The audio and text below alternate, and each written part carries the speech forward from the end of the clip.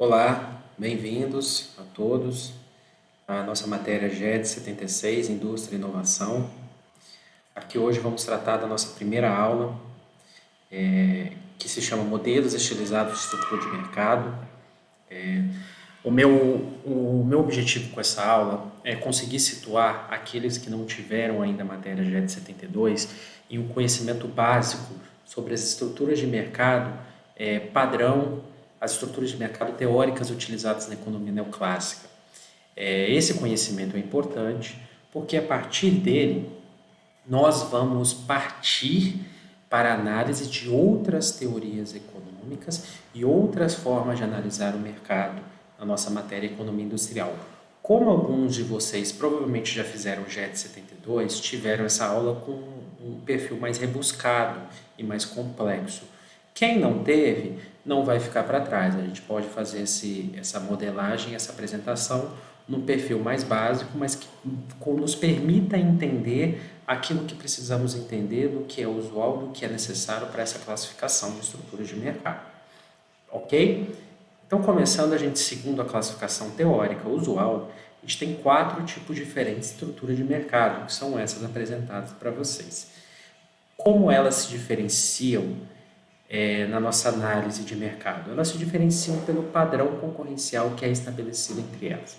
Então, se a gente pega um horizonte de nível concorrencial, do mais concorrencial até o menos concorrencial, nós temos nos extremos opostos, o primeiro lado, a concorrência perfeita, e no segundo lado, um monopólio, certo? Onde a concorrência perfeita tem a maior padrão concorrencial possível e o monopólio tem o menor padrão concorrencial possível. E nesse meandro, no meio entre os dois, a gente tem transitando ali 2 padrões teóricos que a gente vai apresentar, que é a concorrência monopolística e o oligopólio. Nós vamos diferenciar esses 4 para vocês e depois nós vamos dar alguns exemplos no final da aula.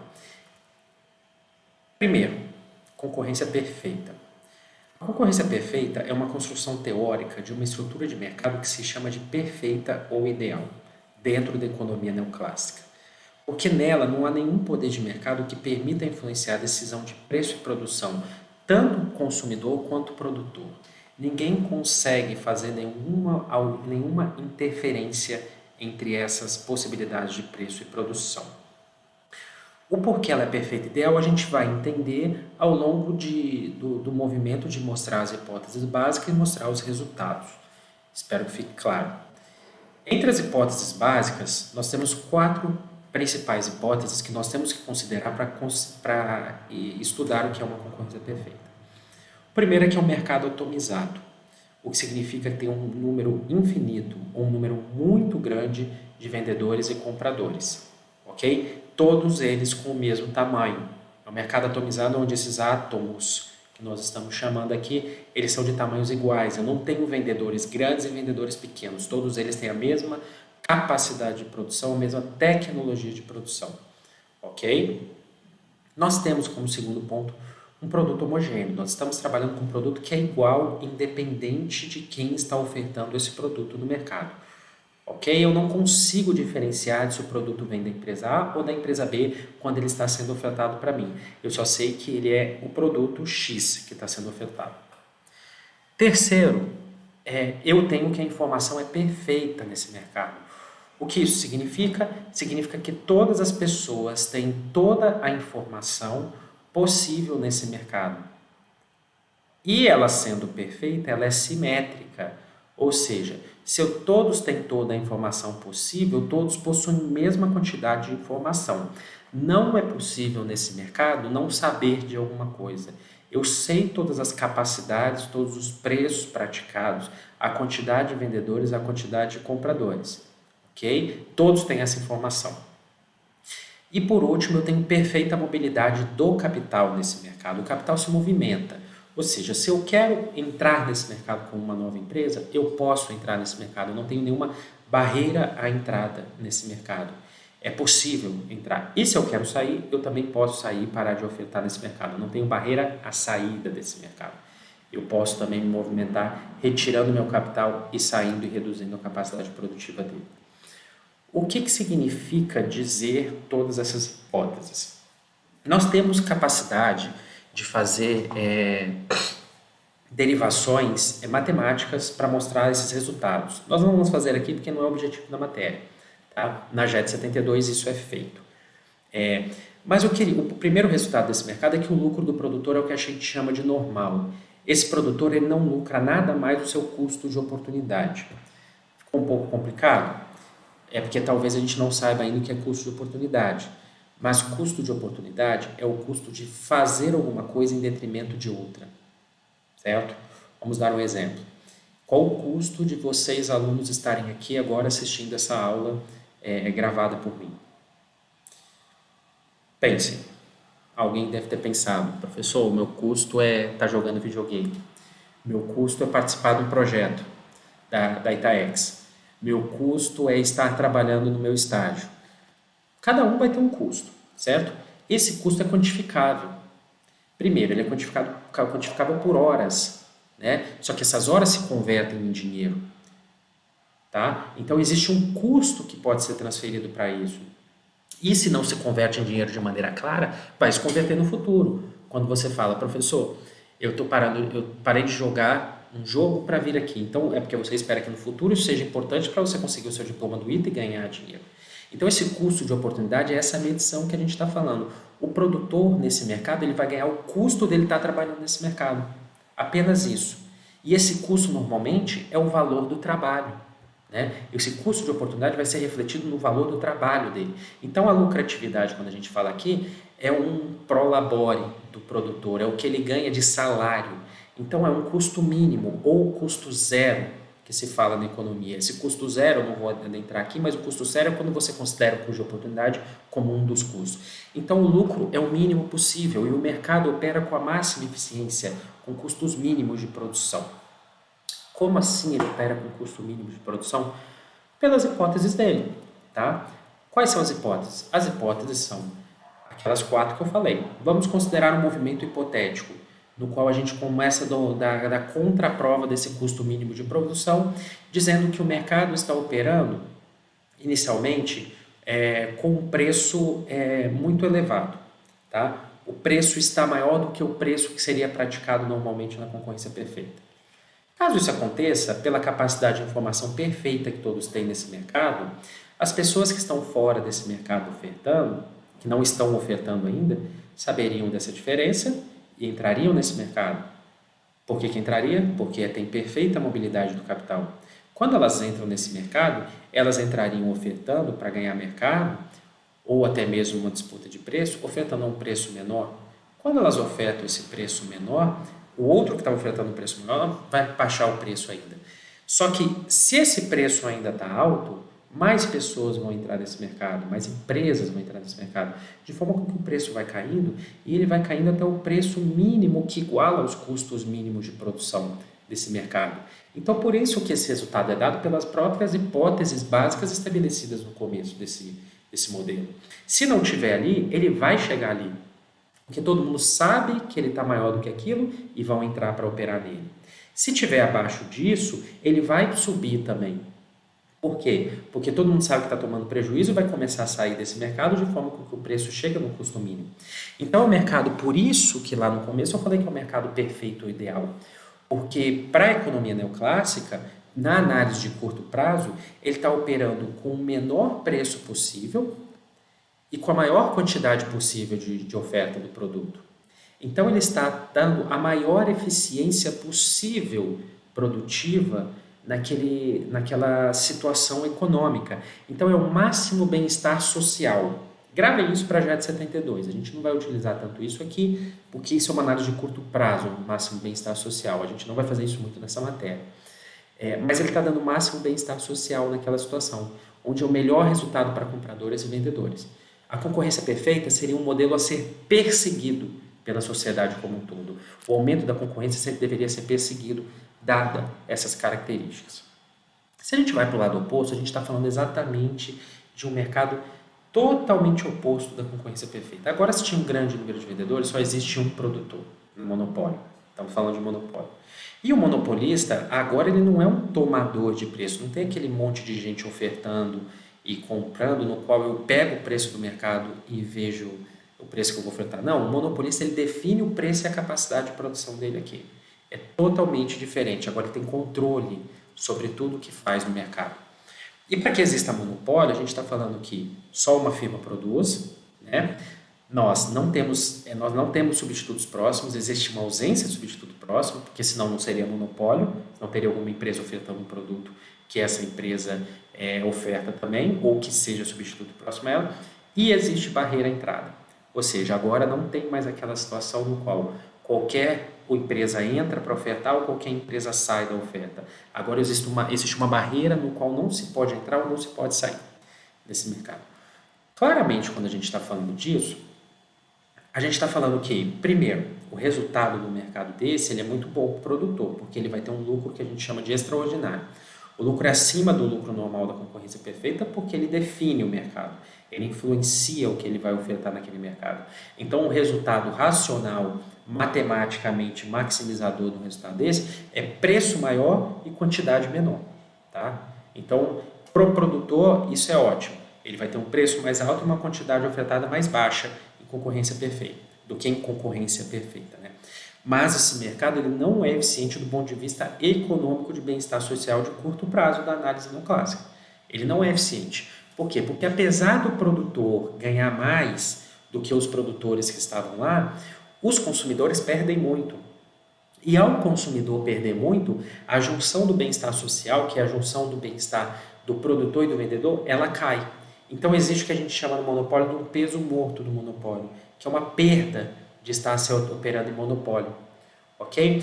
Para a economia como um todo não é boa, mas a gente viu que para um produtor específico é ótimo, né? O que todo empreendedor quer na vida? Ele quer operar no mercado monopolizado, ele quer operar no mercado onde ele mande mais do que os demais ofertantes daquele mercado. Mas se isso é tão bom e lucrativo para o produtor, por que os empreendedores, as empresas não entram? Bom, eu acho que a resposta fica clara para vocês que é justamente por causa das barreiras à entrada. Não se pode entrar nesse mercado. Eu até quero operar nesse mercado, mas eu não posso, porque eu estou impedido de operar nesse mercado por determinadas razões. Tá? Vou nomear aqui 4 das principais, passar delas de maneira rápida, porque a gente vai falar sobre elas em outras partes da matéria. Uma delas é o monopólio natural. O monopólio natural é um monopólio que naturalmente ele deve ser um monopólio. Tá? Fornecimentos de serviços públicos essenciais normalmente são monopólios naturais. Tá? Monopólios naturais têm características específicas que são alto custo fixo e baixo custo variável. Isso gera monopólio. Na aula de regulação econômica a gente vai falar mais sobre isso. Eu posso ser um monopolista porque eu tenho um controle sobre o fornecimento da matéria-prima. Nesse caso, eu sou monopolista por uma capacidade de mercado. Eu descobri uma jazida de minério e eu posso ser o produtor da chapa de aço. Eu integro verticalmente uma produção e falo, só eu nesse país tenho jazida de minério, né? Ou só eu no mundo tenho jazida de minério. Então, nesse caso, para que eu vou vender para alguém fazer chapa de aço? Eu mesmo produzo. Né? Então, eu integrei vertical, eu tenho controle sobre aquela matéria-prima. Vejam que o mercado, muitas vezes, está definido a nível regional. Se a gente pensa a nível mundial, pode ser que não exista um monopólio mundial, mas pode existir um monopólio regional de um determinado produto. Ok? Fica aqui, depois a gente, ao longo da matéria, a gente discute sobre essas coisas também. Pode ser também um monopólio por uma barreira legal. Eu posso ter uma patente sobre determinado produto que impeça qualquer outra empresa de fazer oferta desse produto nesse mercado durante um determinado período de tempo. Então, isso é um monopólio também. Eu exploro as receitas desse monopólio porque provavelmente eu fiz uma descoberta, né? E eu estou sendo remunerado por essa descoberta, dando a carta de patente. Pode ser um monopólio estatal por motivos de estratégia e estrutura de um governo específico. Então, ele estabelece um monopólio estatal. Veja que em nenhum desses 4 casos nós estamos falando de ilegalidades. Tá? São monopólios legais. Ok? Porém, isso não quer dizer que o estabelecimento de tentativas de poder de monopólio por determinados outros meios, eles não sejam ilegais. Podem sim ser ilegais. Tá? Nós vamos estudar em defesa da concorrência essas questões também. Essas possibilidades e essas estratégias de empresas de tentarem monopolizar o mercado de maneira que firam a defesa da concorrência. Uma terceira estrutura de mercado que nós podemos citar é a concorrência monopolística, que contém traços, pelo próprio nome dela, ela contém traços da concorrência perfeita do monopólio, ela está numa situação intermediária. Isso quer dizer que eu estou falando o seguinte, olha, nas hipóteses dela, Tem hipóteses que são próximas à concorrência perfeita. Por exemplo, ela tem um grande número de compradores e vendedores. Veja que é grande, não é infinito ou que eu não posso contar, é um grande. Mas dessa vez eu consigo contar. Eu consigo verificar quem está ofertando. Eu tenho uma característica que é próxima do monopólio, no qual eu tenho um produto diferenciado. Meu produto é um pouco diferenciado, embora ele tenha substitutos próximos. Ou seja, ele está próximo do monopólio, mas tem substituto. Eu diferencio um pouquinho aqui, mas alguém pode mudar para algum outro produto ali, tá? Então essas características são muito tênues, são muito voláteis, né, volúveis. E eu tenho alguma existência de barreira à entrada, porém baixa. Eu tenho uma barreira à entrada, porém, se alguém fizer, se alguma empresa fizer alguma força, ela até consegue entrar, tá? O que significa quando eu falo disso em concorrência monopolística? Quando eu falo disso em concorrência monopolística, eu estou falando que os produtores eles vão ter até um certo poder sobre o preço do produto, apesar dos traços concorrenciais do mercado, porque eles têm alguma diferenciação de produto e têm alguma barreira à entrada. Então, quando a gente faz a derivação matemática lá, a gente vai ver que eles vão operar num custo de produção que é baixo, mas não é mínimo. E ele vai operar com alguma diferença de produto. Então, ele tem algum poderzinho de mercado. Ele pode virar e falar assim, olha, posso cobrar um preço do meu produto 9, meu concorrente é 8, eu cobro 9. Mesmo assim, eu não perco demanda, porque meu produto é visto que tem uma característica X melhor do que aquele outro produto daquele outro ofertante, né? Quando eu falar de exemplos, a gente pode falar sobre alguns exemplos sobre isso. E nesse caso específico, o que na concorrência monopolística a gente vai ter de estratégias de mercado claramente, e agora eu estou falando de estratégia, quando na concorrência perfeita eu não falava de estratégia, no monopólio também não, porque a estratégia no monopólio é maximizar o lucro, mantendo o seu poder. Na concorrência perfeita é tomar preço, não tem muita estratégia para você fazer. Você toma o preço e oferta aquilo e acabou. Mas quando eu falo de concorrência monopolística, eu estou falando que eu tenho algumas estratégias que são diferenciar o produto e diminuir custo. Basicamente, uma estratégias padrão de empresa, né? É a tentativa de diferenciar, fazendo aquela característica diferente, ou percepção de marca na cabeça do consumidor, essas são características de diferenciação, ou diminuir custos para eu conseguir aumentar meu lucro. Eu diminuo o custo, mantenho o preço igual, minha margem de lucro aumenta, ok? E por último, a gente pode falar do oligopólio, que o oligopólio é um sistema, é a estrutura de mercado que eu estou colocando aqui como prevalecente no sistema capitalista atual. Por quê? Porque a estrutura de mercado capitalista é estrutura concentradora. Isso é normal, né? Os padrões de oferta de produtos e os padrões de crescimento, eles tendem a premiar os vencedores e penalizar os perdedores, no qual os perdedores eles saem do mercado. E os vencedores crescem, e os vencedores ganham o mercado. E as estruturas de mercado, elas tendem a se tornar oligopolistas ao longo do tempo. Os mercados são assim. Então, por isso que eu estou falando que é prevalecente, é o que a gente vê muito. Até mesmo mercados que antes eram muito próximos de concorrência monopolística, hoje a gente vê um poder de oligopólio muito maior. Tá? Podemos falar sobre isso em aula também. Alguém pode me perguntar que a gente pode deduzir mais sobre essas questões. Mas é uma estrutura de mercado no qual um pequeno número de firmas controla a oferta de determinado bem ou serviço. Certo? Então a gente está falando não de grande número, a gente está falando de pequeno número, mas a gente está falando que é um pequeno número que não é um. Então não é um monopólio. Tá? Então a gente tem a existência de poucas firmas, como hipótese básica. Os produtos podem ser homogêneos ou diferenciados. A gente tem oligopólio nos dois casos. Tá? Eu posso ser oligopolista de produto homogêneo ou de produto diferenciado. E eu tenho algumas barreiras à entrada para entrar nesse mercado, que são mais fortes que da concorrência monopolística, porém não são bloqueadoras como do monopólio. Tá? Eu consigo ainda entrar nesse mercado. É mais difícil, mas eu consigo. Nesse caso, quando a gente fala de oligopólio, eles são mais concentrados que a concorrência monopolística, o que garante à firma um maior poder de mercado. Tá? Nesse caso específico da oligopolização dos oligopólios, é muito frequente a gente medir concentração de mercado calculada como porcentagem das N maiores indústrias. Por que isso é importante? Porque N maiores empresas, desculpa. Por que isso é importante? Porque o oligopólio é o formato de estrutura de mercado onde o sistema de defesa de concorrência vai atuar muito forte nele. Tá? Isso a gente vai falar também em uma aula mais à frente. Então isso é muito importante. Medir poder de concentração e poder de mercado oligopólio é muito importante. E nesse caso específico de oligopólio, a gente vai ter muita relutância a qualquer guerra de preço. Você não vai ver empresas de oligopólio guerreando sobre preço. Eles vão guerrear sobre qualidade, sobre diferenciação de produtos, sobre oferta de serviços em relação àquele produto, sobre sinalização para os consumidores de que aquele produto é melhor, com serviço ao cliente, com garantias. Essa é a forma com que um oligopolista vai trabalhar de maneira mais clara, ok? Guerra de preço está fora disso. Então, dado todas as 4 estruturas de mercado que nós falamos aqui, eu posso fazer um horizonte também no qual a gente pode dar alguns exemplos, né? Começando com o exemplo de concorrência perfeita. O que vocês podem ter pensado, talvez, ao ouvir essa aula, é que na concorrência perfeita, mercados agrícolas seriam mais próximos, por serem produtos homogêneos, terem muitos produtores. Quando eu estou falando de tomate, alface, cebola, cenoura, a gente está falando de mercado onde existem essas características de concorrência perfeita. Se vocês pensaram que mercados agrícolas são mais próximos de concorrência perfeita, vocês acertaram. Se vocês pensaram que mercados agrícolas são concorrência perfeita, vocês erraram. Por quê? Porque não existe concorrência perfeita. A concorrência perfeita é uma construção apenas teórica para a gente entender o resultado extremo de mercado.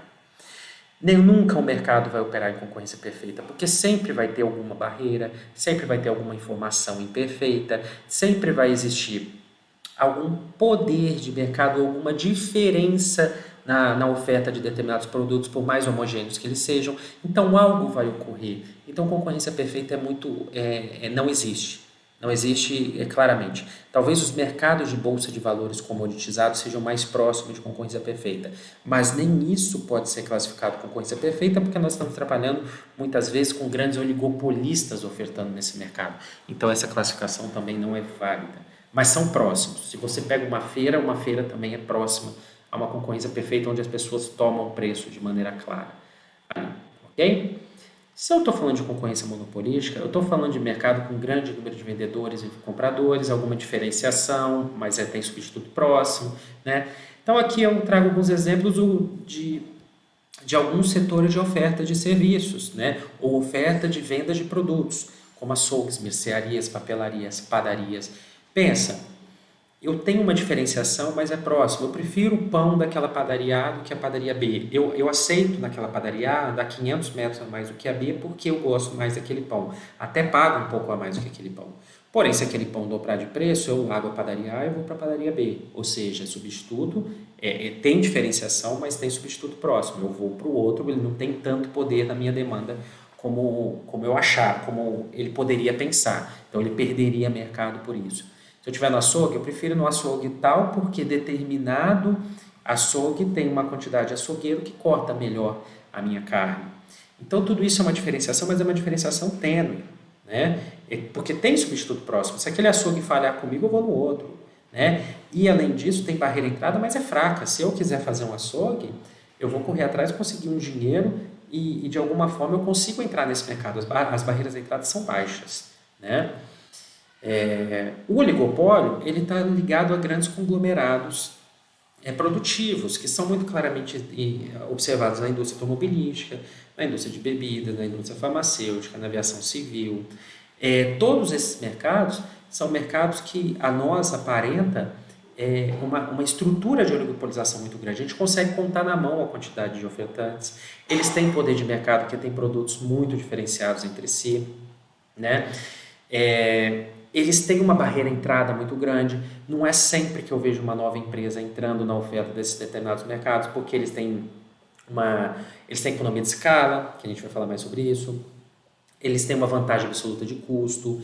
Eles têm uma vantagem absoluta de acesso ao mercado financeiro, de técnicas produtivas. Então, isso limita a entrada de determinadas empresas nesses mercados.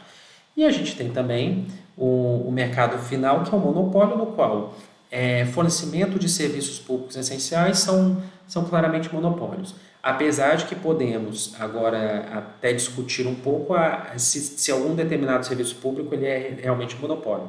Por exemplo, no serviço de energia elétrica, agora não necessariamente a gente tem monopólios, a gente pode ter oferta de serviço por pessoas físicas e empresas, ofertando no sistema de energia elétrica em geral, e em vez de receber energia, mandar energia para o sistema. Então isso quebra um pouquinho o poder de monopólio, por exemplo, da EDP aqui em São José dos Campos. Na água, não. A Sabesp é monopolista regional em cada local. A Petrobras era monopolista no controle do refino até um tempo atrás. Ainda é, se eu não me engano. Estou perdido em relação a todos esses processos, mas ela era monopolista no controle de refino. A Pfizer, um exemplo que eu dou aqui, ela pode ser monopolista em alguma classe terapêutica específica. Não que ela é monopolista em todos os produtos, mas ela pode descobrir um novo produto. A partir do descobrimento daquele novo produto, ela pede uma patente e ela monopoliza aquele mercado por um período de tempo. Ok? É importante a gente entender isso porque a gente vai falar sobre esses processos, falar oligopólios, aqui é mais próximo de concorrências, aqui é mais próximo de monopólio durante a matéria. E é importante a gente entender essas classificações, porque essas classificações elas são muito importantes para ser usadas. Apesar de que, em alguns momentos, vocês também vão notar que determinados setores, determinados processos têm traços de uma coisa e traços de outra. O que significa? Significa que isso são modelos estilizados de estrutura de mercado. Não quer dizer que aquelas estruturas elas sempre estão naquela situação estanque, ou que determinada estrutura de mercado de uma região esteja aqui e não ali. Ela pode estar no meio, no qual ela tem a característica de vários lados. Mas quando a gente estiliza dessa forma, isso ajuda a gente a pensar de maneira mais clara e ajuda a gente a expandir o entendimento. Ok, gente? Eu fico por aqui. Obrigado e até a próxima aula.